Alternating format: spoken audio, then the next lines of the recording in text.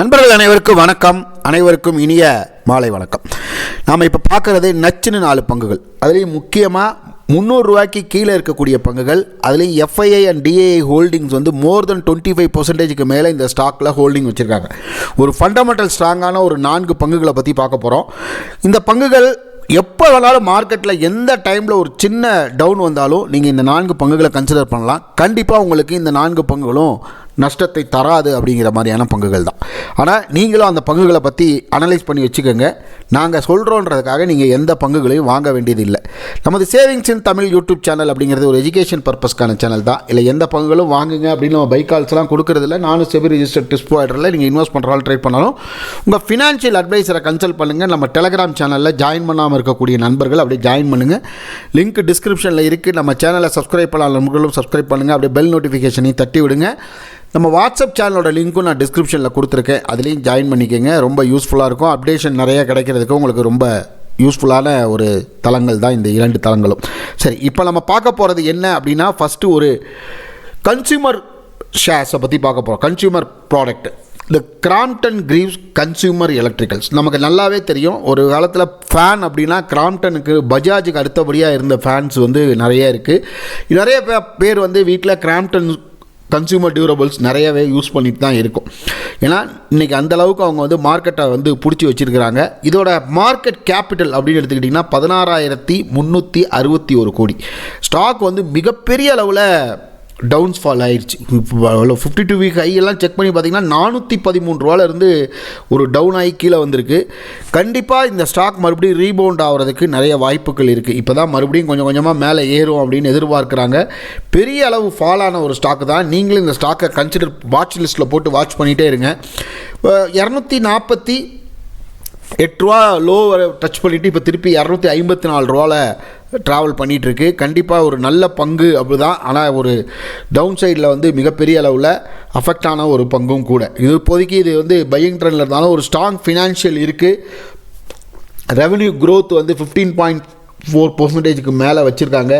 கரண்ட்டில் வந்து பார்த்திங்கன்னா ஒரு நல்ல பியரிஷ் மூமெண்ட்டில் தான் இருக்குது. இது ரிவர்சல் ஆகிறதுக்கு நிறைய வாய்ப்புகள் இருக்குது. இல்லை என்ன காரணம் அப்படின்னு எடுத்துக்கிட்டிங்கன்னா 29% மேலே எஃப்ஐஎஸ் வந்து ஹோல்ட் பண்ணி வச்சுருந்த பங்குகளை இப்போ 25% கொண்டு வந்துட்டாங்க.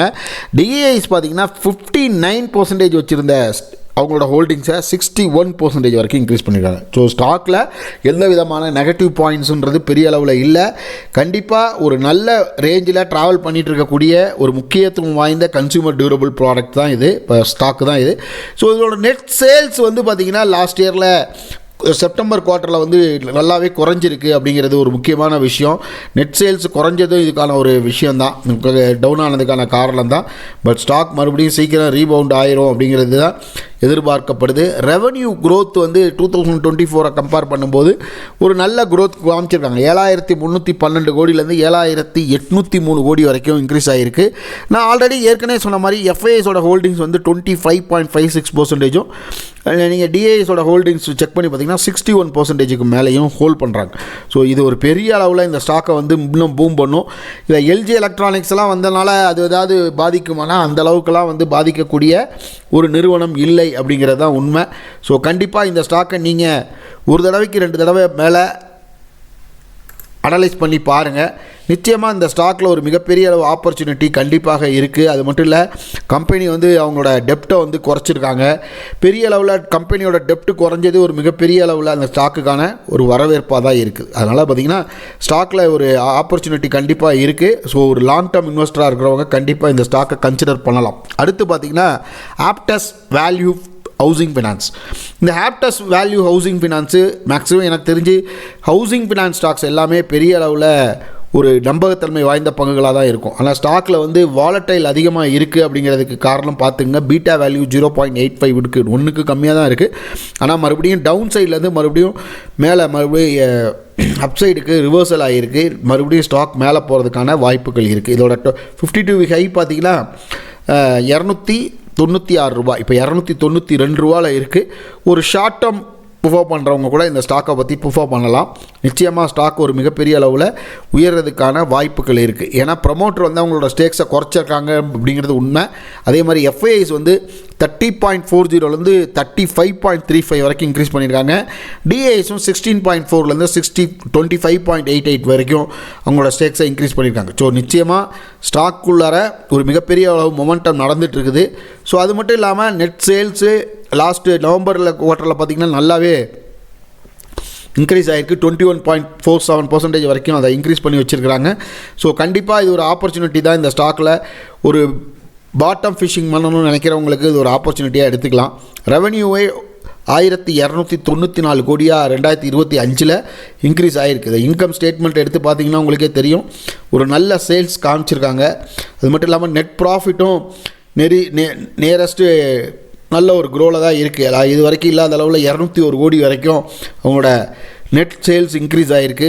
இதில் எஃப்ஐஐஸை பொறுத்த வரைக்கும் நான் ஆல்ரெடி சொன்ன மாதிரி 35.35% ஹோல்ட் பண்ணுறாங்க. டிஐஎஸ் 25.88% வரைக்கும் ஹோல்ட் பண்ணுறாங்க. ஸோ நிச்சயமாக டெப்ட்டு அந்தளவுக்கு இல்லை. ஸ்டாக்கில் பெரிய லெவலில் ஆப்பர்ச்சுனிட்டி இருக்கக்கூடிய பங்குகள் தான் இவங்களோட.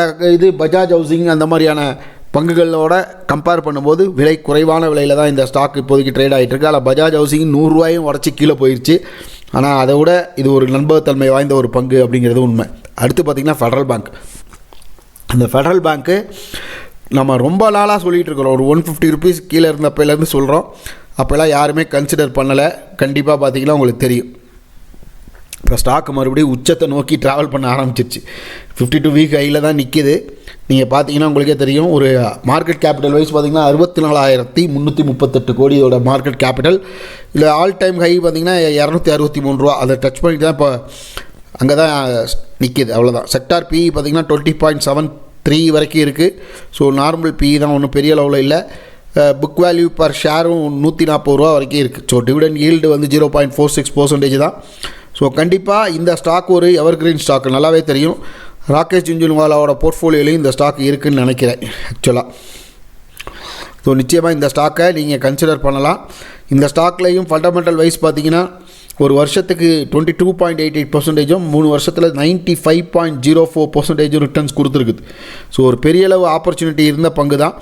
அதே மாதிரி ரெவன்யூ பார்த்திங்கன்னா லாஸ்ட் 2024 23,565 கோடி, இப்போ 28,106 கோடி வரைக்கும் இன்க்ரீஸ் ஆகிருக்கு.